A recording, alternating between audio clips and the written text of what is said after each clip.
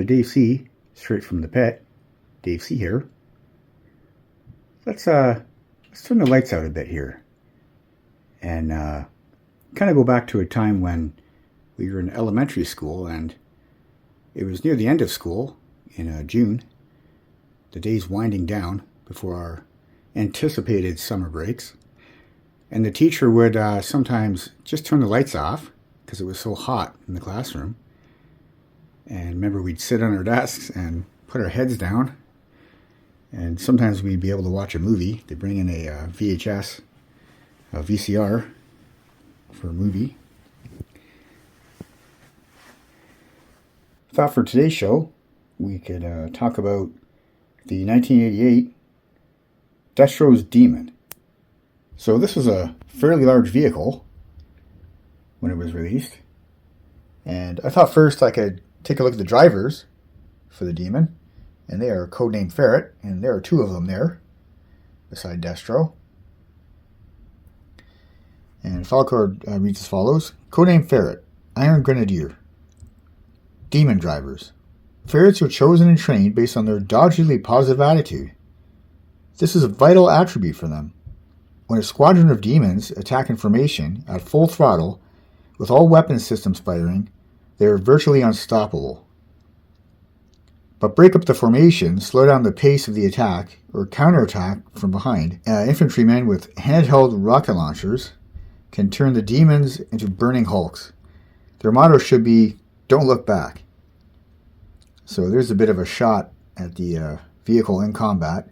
Apparently it's quite powerful head-on, but if you can flip it around, it's a little vulnerable. So we'll take a better look at this thing and see if that's true. And here is the Iron Grenadier's Demon tank in the 1988 G.I. Joe pamphlet that came with all the G.I. Joe vehicles that year. And there it is there. It's got Voltar on it. That's Destro's General. It says Iron Grenadiers, dual elevating multi-ordnance neutralizer. Iron Grenadier's Demon has brought Destro one step closer to global conquest. It's armed with an array of side-mounted, triple computer-assisted anti-aircraft, anti-personnel missiles, twin laser cannons, two super-intensified, prism-enhanced light bars, and docking pad for Destro's despoiler. Includes Demon Driver. And it has the actual size there in measurements. As back then they were pretty articulate with all the vehicles and figures and accessories and stuff, making it that much more realistic, which I really enjoyed.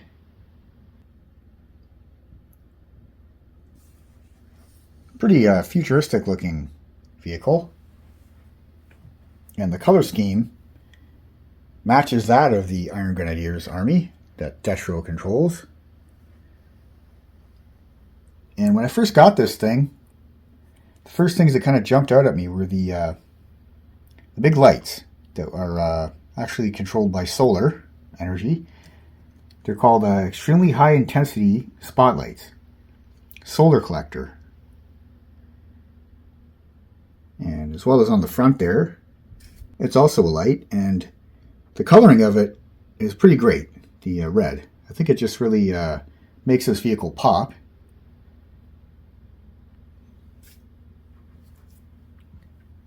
And the armament is quite involved on this thing.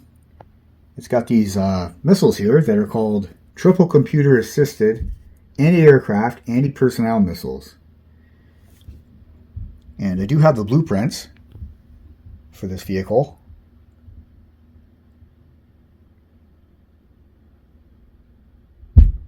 And on the blueprints, it's listing all that stuff. Some of the things that I just mentioned. And Destro was Cobra Command's weapons dealer for years before he started the Iron Grenadiers, his own personal army, to fight Cobra and Serpentor and G.I. Joe and whoever else he happens to wish to battle against. Laser cannon system on the top is called Infinity 3 variable energy pivoting triple barrel laser. So that's that one there. And it can go 360 around. And then the one on the top there that the despoiler is sitting on is called the variable energy pivoting triple barrel laser. So it's another laser weapon on this tank.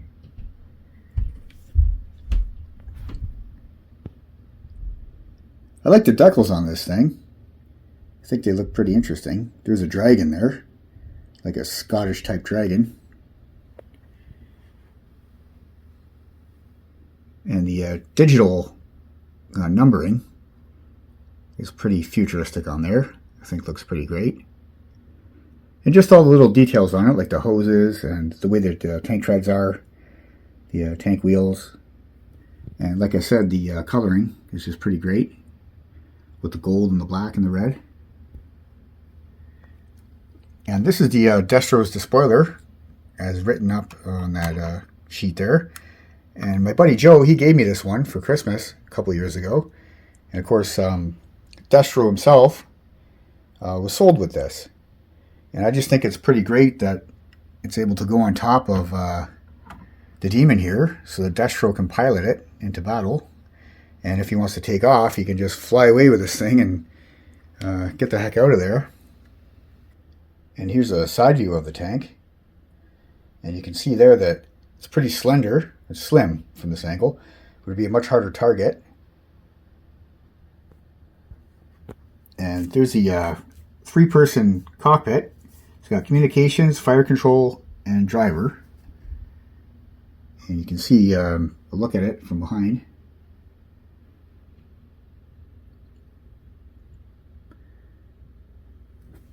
I thought now we could open up this cockpit so you can take a look and see how it opens.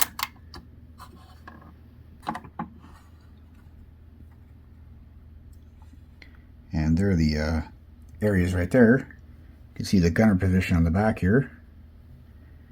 And the driver here.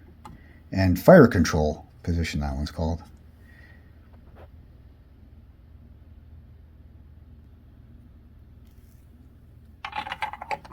Pretty spacious for what it is.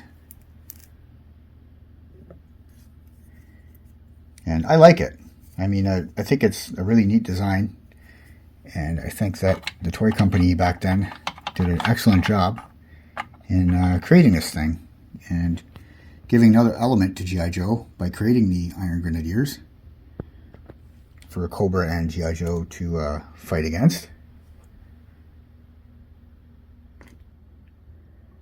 And one of the features of this vehicle is that it can raise up and come up off the ground. And there it is there, raised up. So that's how it looks in a different battle formation.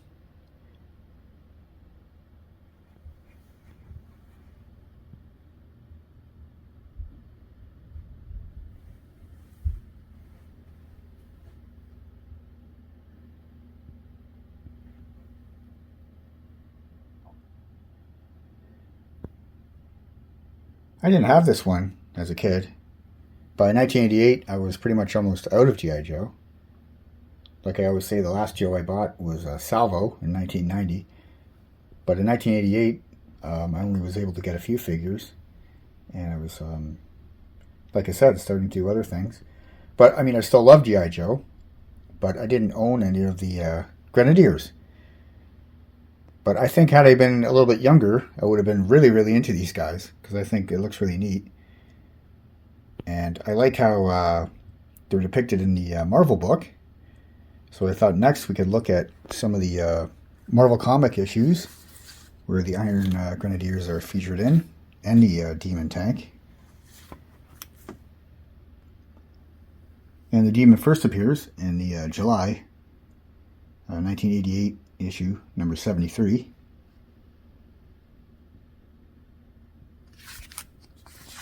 And it's not until the very end of this issue. And yeah, you can see here, there's the Iron Grenadiers on this ship, and there's a bunch of demons there. But it's kind of like the little cameo start off for the Grenadiers. And we see much more of it in later issues. I was flipping through this book earlier, and I totally remembered this ad, and it's for Contra, for Nintendo, 1988 release. And I just love that game.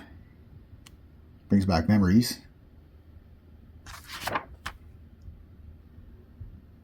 And then in issue 74, which is August 1988, and the Demon is also in this issue. And you can see here on the cover, Hawk is fighting Iron Grenadier's Destro, and there's Cobra Commander strangling Serpentor.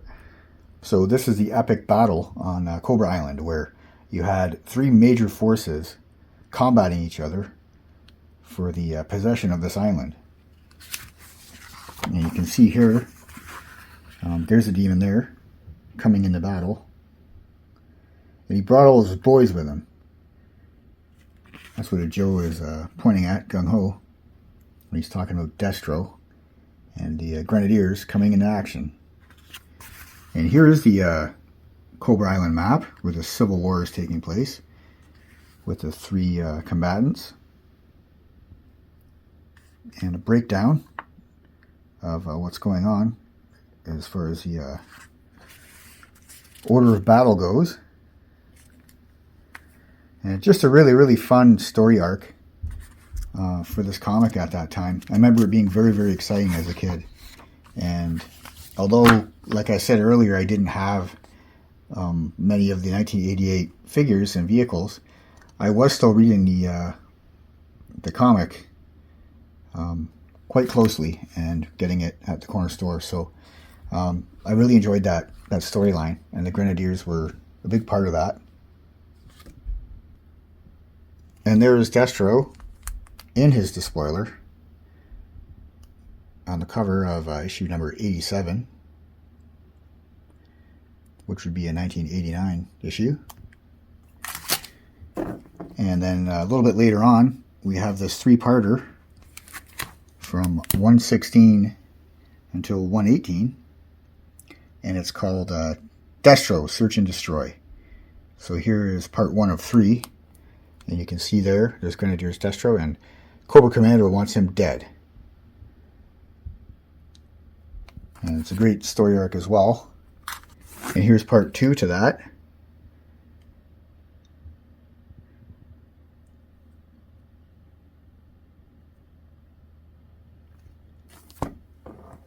And part 3.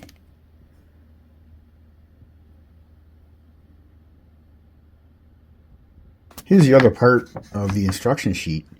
It's the other side of it. I flipped it around so we can take a look at it. This is how you would assemble the vehicle. And in the early and mid 80s, my dad would help me a lot putting G.I. Joe vehicles together. And yeah, so it's giving you all the directions. It says down there, 1988, Pawtucket, Rhode Island, USA. Just really like these old blueprints and schematics for this stuff. And of course the Demon, it didn't appear in the Sunbow animated series because that series was already kaput by 1988 and replaced by the DIC, or as I like to call it, DIC cartoon. Not a very good rendition of G.I. Joe, in my opinion, but yeah, this vehicle was in it, in that Goofy series, and so was the Grenadiers and Destro and Python Patrol and Alley Viper and Scoop and a whole bunch of kind of written at a much younger level, a fan base cartoon, which is fine, but when we were already teenagers by then, we didn't really get into it. So speaking about a lot of people from Gen X, my age, born in 75 and a little bit later, or a little bit earlier. But anyway, yeah, so it didn't appear in that animated series, so I don't have anything to show you from that. For the next part of this video, I was just going to talk about some of the things I recently acquired, but I also want to talk about my friend on Instagram, Dave, from down in the United States. he's been working on a Terradrome, the original 1986 Terradrome, and he's been restoring it. And here are some photographs here of it. He got an older one that was a little bit beat up and discolored, but he totally cleaned it and just did a terrific job. And you can see here, he had it in a tub, and he scrubbed it down, and ended up looking just perfect. And it's just such a great thing when somebody can take something that's older like that and a little bit worn down and beaten up and maybe kind of sun destroyed, damaged, and just make it look brand new again. And Dave is just so talented, and he is a painter and an artist, and he's very talented, as I mentioned. Here are some of his sculpts that he did. He did like a Punisher type sculpt, head sculpts, and he can do that with plastic printing that he does. And here's some of the other things he did as far as G.I. Joe goes. A Stinger wheel that he posted on Instagram. And if you check him out on Instagram, he's a Schemin' Dave. He's on there. And yeah, just a terrific guy. And these photographs of the Terradrome are just pretty wild. And I think it's great that he put one together. And of course, my other friend, Joe, from Washington, United States, he's been working on a Terradrome as well. He has all the parts for it, but he's trying to get like a base for it and put it all together. And here's some of the stuff he's been working on as well. He put a hat on a General Hawk, the 1986 General Hawk figure, and here that is. And I think that just looks totally awesome. And he's also, we would always talk, and when we were speaking, we sometimes would talk about the 1986 Tomahawk and how we didn't really like the desert color. Not that we hate it, just that desert camo may not be our favorite, and we kind of agreed on that. And then the fact that we kind of like woodland camo as our favorite. So Joe had a spare chassis for 1986 Tomahawk, and he's been painting it up in that kind of camo. And here's some photographs here of it, and just really like that. And I think that thing is just going to look out of this world when he's done with it. Yeah. So anyway, back to what else I was going to talk about is my wife saw this on Amazon, and it is one of the new O-rings that I was talking about last year that were coming out. I didn't get any of them yet, because the only one I was really interested in was the Crimson Guard, the twins, the Tomax and Xamot, the commanders. But I couldn't find them anywhere, so I haven't gotten that yet. And I also was looking at the Cobra Commander in the winter coat. I think that's cool, but I can't find that one either. But I was able to get this Serpentor, and I think he looks pretty good. You can see him there in the packaging. His head sculpt is pretty cool.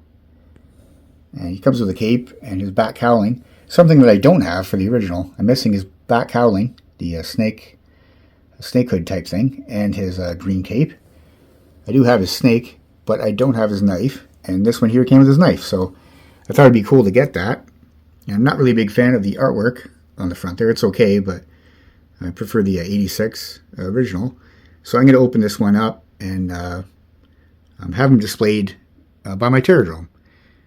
So yeah, I just thought I'd show you you guys that one. I don't know how many more I'm going to get of these. Like I said, I really only want the Cobra Commander with the winter coat, and maybe the Crimson Twins. But yeah, the other ones, I don't know.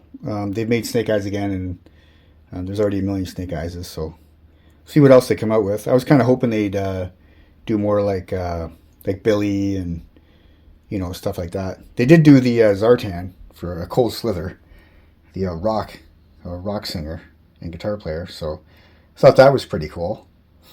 Just want to thank everybody again for watching my channel, and just want to thank Dave again and Joe. And you guys are just really, really good friends.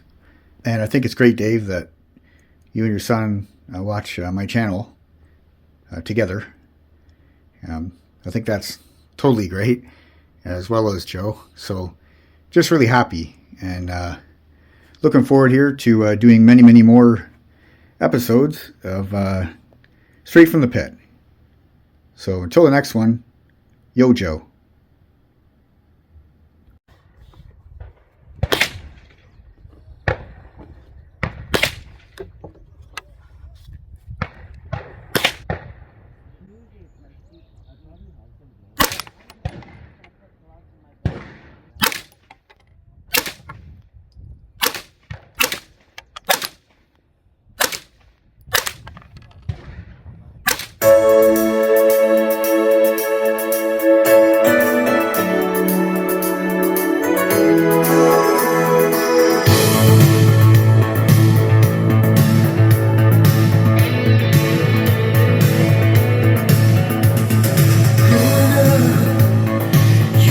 see the rain.